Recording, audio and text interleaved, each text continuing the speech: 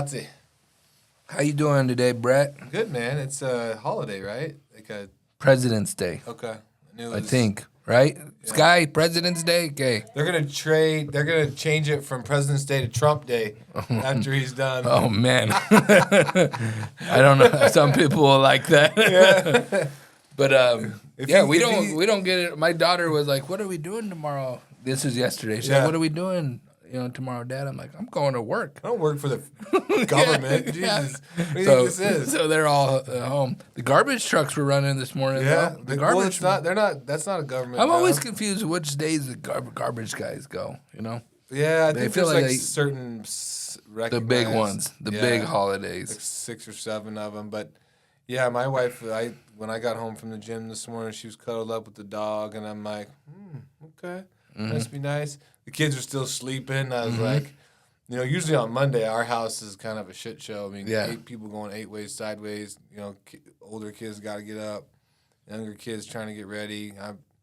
My wife's trying to get out of the house. Like, it's Mondays. And so this morning, I was kind of like, what day is it? It's like a... Kind of nice though. Yeah. Like, Well, I mean, it's kind of easier to nice. get It's going, just kind of quiet. That's how my house was. I was just completely quiet, except the dogs. Got them out. Did what I do every Monday morning, but just had less things to do. Monday, I do yoga. Like, that's kind of what I do on Mondays. It's like Mondays and Fridays are my days where I just kind of... Get your week ready. Get your mind right. Yep. Well, that, and I'm usually sore or tired, and, like, as far as, like, just my body. So it's a good way to, like, stretch and, like, get... Because it's early in the morning, it's like, and you sweat. It's just a good way to, like, start your week where you're, like, you feel like you're in a good headspace, you're stretched out, you're ready to roll. So that's why I like about Mondays.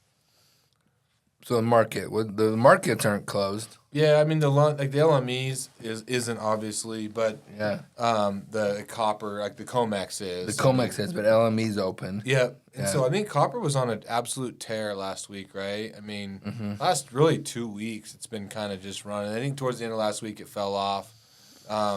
Yeah, last week it ended at 460. Yeah. But we were at a healthy 470. We hit 480, right, Yeah. at one point. Yeah. So I mean, from the start of the month to that, that was almost like it says like 55 cent, up market, which is big. I mean, I'm hopeful that's like is foretelling like what is coming down the line this quarter this year. But I do think that with ferrous markets up, copper markets up, there's a lot going on out there. It's going to be a pretty topsy-turvy. Aluminum's very strong. Nickel's hanging around the $7 range. Yeah. Everything seems real strong. The question I keep getting, I'm going to present to you though. All these tariffs everyone's talking about, all these tariffs that are going to hit like in March. What does that do to the commodities markets? I don't think it does. I don't know. I mean, you're seeing a lot of volatility right now. I've seen both. I've seen people guess some both people ways. like it depends on what side of the coin you're on, right? Yeah. Like, as guys in the scrap business, I mean, we're kind of beholden to what the export market looks like.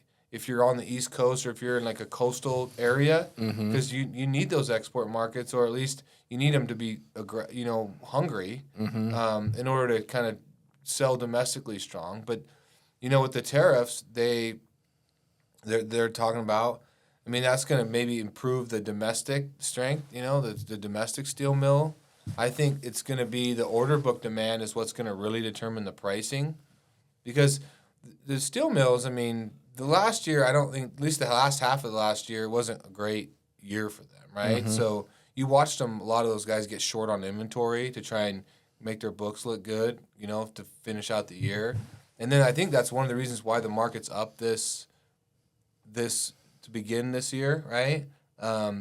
Because the tariffs came out, so people got nervous, about material. And then you've got, slow or like a low inventory, so they're going to have to build back into it to get ready for spring. You've got some optimism in the market. Now, does the optimism transition to actual orders? I think that's what we're still trying to figure out. But tariff-wise, it's too early to tell. I mean, everybody's just speculating. Like, could it be bad? Fuck, your guess is as good as mine. I mean, you saw the tariffs the 232s. I mean, they've been in place. They never went away under Biden. They're still there. They never got yanked. Everybody's just guessing because there's so many moving things at the same time. It's not just tariffs. I mean, it's reciprocal tariffs. It's the VAT tax. It's the strength of the U.S. economy versus, say, the Chinese economy, which is in the dumps. You've got a lot of these other economies that are struggling. So it's not just what is the tariffs going to do, because I think that they do play a somewhat of a role, but what plays a bigger role is the strength of the dollar, the strength of these other economies, the motivation, the optimism or pessimism of the manufacturers here in this country. Are they going to be willing to take a risk on the order inventory? Because I think that goes back to the order books. I think that's the main player. I think here, how are the order books going to look this spring, summer? What's that going to look like? Are people going to really start spending some money? Are people going to start making more shit? It costs money to put inventory on the ground, right? Whether it's scrap inventory, new steel inventory, aluminum, whatever it is, right? As a manufacturer, if you've got to be somewhat, or even as a distributor, you have to be somewhat optimistic about what the future holds in order to be willing to carry some inventory at today's rates, right? I mean, for us, we felt the price of new steel was going to go up, so we bought a lot of new corrugated steel pipe, right? Well, we feel optimistic about where that market is and where this trajectory of the price of steel was going, right? You want to be able to fill orders for our customers. I want to be able to take care of our customers. So there is like a line in there where if you draw your inventory down too far, you've got to get it to be right so that you can service your customers. But then also, it's where that extra oomph comes in. Is that going to drive? Is there enough steel mill demand that's going to come along and push that number up? And really, for steel mills, especially on like the hot rolled stuff, that's really driven by the automotive. I mean, is the automotive market going to be strong this year? Probably depends on interest rates. They're getting rid of the $7,500, hopefully it sounds like they're trying to get rid of that $7,500 tax credit for EVs. So that's going to be, that's going to create some more ICE engine, car demand, I think, because there's not going to be that $7,500, gift to going electric. Which increases aluminum. Which increases production, a lot of things, Increases so there's so many more moving parts. Tariffs is the obvious one to talk about because it's the one that's what everyone's hitting me up on. But it's not, to me, I don't think it's the main driver. I think there's a lot of other drivers in this economy that play as much or a bigger role than just tariff. What about that aluminum plant shutting down? Which one? Oh, I put in my notes, magnitude 7. Is that what it was called? I don't know about it. I don't know enough about that to speak it's intelligently. It's just another big news item. Yeah. 30% of our aluminum production. So, but I think this all boils down to like what the feel of the market is. Everyone that I talk to seems very optimistic, here. Now, globally, I'm not smart enough to figure that out, and I've wasted hours reading articles trying to figure that out. And it's almost better to like just kind of go with the flow and figure out where it's going to land. Well, we can't control what's going on over there. We got to control our business and how we feel about the market and make place our bets. Right now, it's good to be aware. It's good to understand what's going on. But at the end of the day, like that is a lot of just fucking white noise. Like it's noise in the background that you don't really have any control over. So you got to run your business, accordingly, and be smart about what you're doing, but also be optimistic because, there's enough pessimists out there that if you just are optimistic and you make good decisions and you're not afraid to take a little risk, I'm telling you, like you're gonna fucking be the one that wins at the end of the day. Like you just need to take the risk, and you got to also be nimble. You got to be quick. If the market, if you guessed wrong.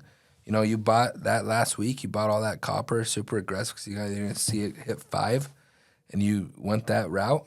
But you live, as long as you have enough money to live that next week and buy on a down market, I think you can survive. Or just take your fucking L and move on and wait for the next opportunity, right? Like there's enough L's to be taken. Like if you're in business long enough, you know what it feels like. It's just the people that let that L eat them up. Or let the fear, just the fear of losing, where they just won't even like give a number, or they won't even put themselves out there. I think that's in my opinion, those are the businesses that fell ultimately. Because I've seen a lot of our customers, not a lot, but I've seen some fell, and I can kind of see it coming sometimes. Cause I'm like, oh man, those guys operate out of fear. Yeah. The people that operate out of fear, unfortunately, don't usually make it. Or the people that aren't smart with their money don't usually make it. That's a whole nother podcast. Yeah, that's a whole different podcast. Yeah. I won't go down that route. That's not smart, Metal Mondays. We do those on Tuesdays. Well, I hope everybody has a great week. It's crazy. We're halfway through February, or we're probably more than that because it's a short month. So we're 11 days out from March. And then it's really go time. It's March. It's spring. The weather should be good here. And let's fucking get after it. Let's go. Thank you, everybody. Have a great one.